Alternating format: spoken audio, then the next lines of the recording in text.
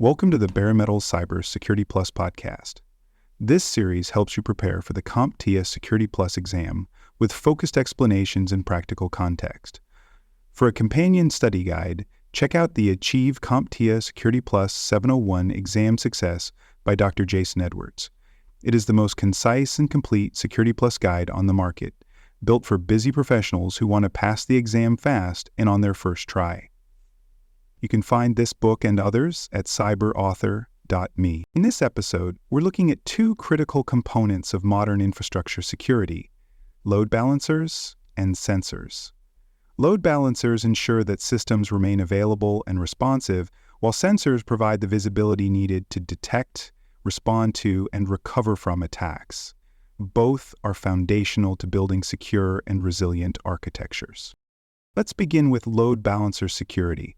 A load balancer distributes network or application traffic across multiple servers.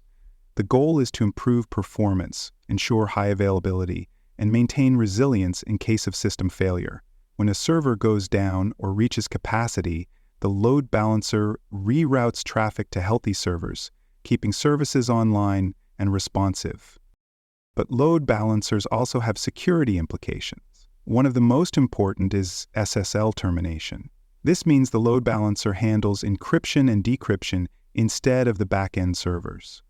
By offloading secure sockets layer or transport layer security operations, the load balancer reduces the processing burden on each server and centralizes certificate management. This setup also enables inspection of encrypted traffic. If the load balancer terminates SSL connections, it can analyze the contents of that traffic for malware or policy violations before forwarding it to the backend systems. Without SSL termination, security tools can't see what's inside the encrypted sessions. Another key feature of modern load balancers is DDoS protection. Some are equipped to absorb large volumes of traffic, detect anomalous patterns, and block malicious IPs.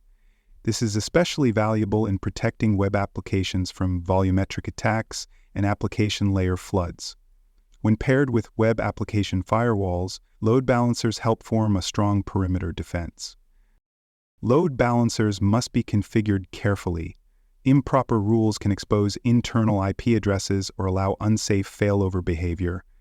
Administrators should enforce secure session handling, review logs regularly, and segment traffic based on risk levels. Now let's turn to sensors. In security infrastructure, sensors are devices or software components that detect and report specific events or conditions. They form the foundation of monitoring systems and are used in everything from network security to environmental management. There are several types of sensors you should know. Traffic sensors analyze network flows. These may be part of intrusion detection systems, NetFlow collectors, or SIEM inputs. They track packet rates, connection attempts, and protocol usage to identify potential threats or anomalies. Intrusion detection sensors are specialized for identifying known attacks or suspicious behavior. They may monitor for signature matches, pattern anomalies, or rule violations. These sensors are often deployed at network ingress and egress points or inside critical segments where lateral movement must be detected. Environmental sensors monitor non-digital conditions that can impact security and availability. These include temperature, humidity, smoke, and vibration. In a data center, environmental sensors can trigger alerts if equipment is overheating, if airflow is blocked, or if physical tampering occurs. While not cybersecurity tools in the traditional sense, they are vital in protecting infrastructure from environmental threats and insider sabotage. When deploying sensors, placement is critical. Network sensors should cover both north-south traffic, moving between zones, and east-west traffic, moving between internal systems. If a sensor only monitors traffic coming into the network, it may miss lateral movement after a breach. Coverage and sensitivity must also be balanced. Too few sensors leave blind spots. Too many sensors, or improperly tuned ones, can overwhelm administrators with false positives. Sensor data must be normalized, filtered, and correlated using centralized tools like SIEM platforms. Let's look at a few real-world implementations. In one case, a manufacturing company deployed network sensors at the perimeter but neglected to monitor internal systems. When a workstation was compromised through a phishing email, the attacker moved laterally for days before being detected. After the incident, the company deployed additional sensors between business units and critical systems, improving their ability to detect internal threats. In another case, a financial institution used traffic sensors and SSL termination on their load balancer to detect bot traffic targeting their online banking site.